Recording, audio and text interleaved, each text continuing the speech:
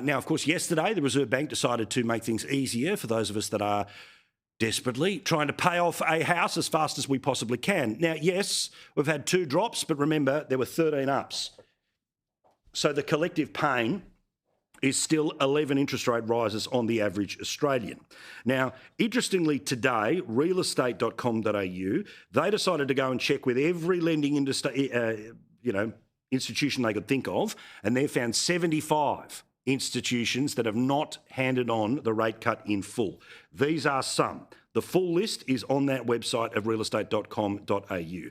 Adelaide Bank, Australian Unity, the Bank of China, Bendigo Bank, Mortgage House, Qantas Money, Yellow Brick Road are some of those institutions that have decided not to pass it on, which opens up to the possibility of Australians being able to refinance. Now, remember, we lived in real time over the past 3 years.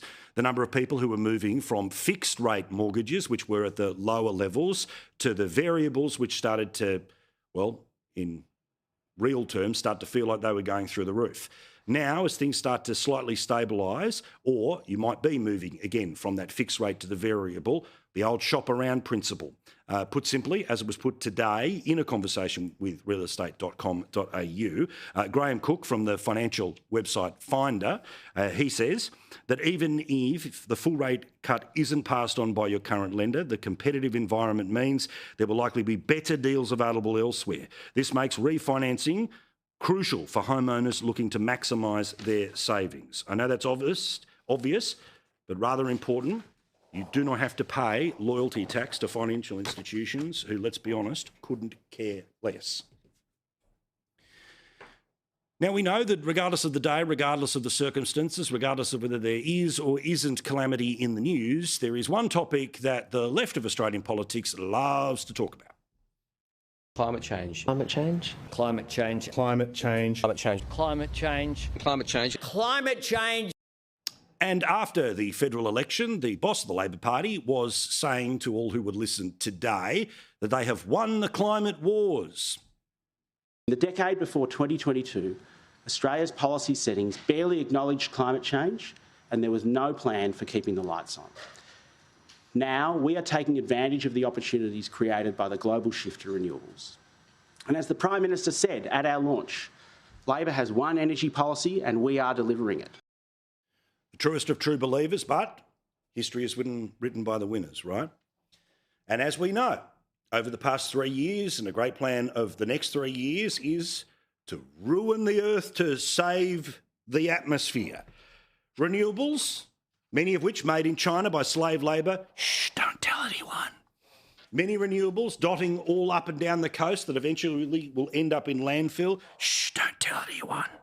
Or, as our colleague and friend Chris Uhlmann told us in his documentary, The Real Cost of Net Zero, something that you can expect to be coming to a location near you, especially if you have a view of trees. Stephen has used his training as a cartographer to map the number of wind and solar farms that will need to be built on the national electricity market to hit the government targets, stretching from far north Queensland through New South Wales, Victoria, west to Port Lincoln in South Australia, and across the Bass Strait to Tasmania. But what are you talking about, Paul? Election has been won by Labor, won by 93 seats. No discussion at all. Cost of transition doesn't matter anymore. War won. That's not the point that I'm trying to make. As we know, Australia is the big dog of the countries in the Pacific. We prop up many countries in and around the Pacific Islands, and a subject which Australia is more than willing to take the free advice in exchange for not free amounts of money is when it comes to climate change in this part of the world. I'm very pleased to have the engagement with our friends from throughout the Pacific, including how we shape a peaceful, stable and secure Pacific region, how we act together on the challenge of climate change. Sorry, that was just for anyone who was just having trouble drifting off to sleep. Now hopefully they've gone, they're relaxed. What an excitement machine Mr. 93 Seats is.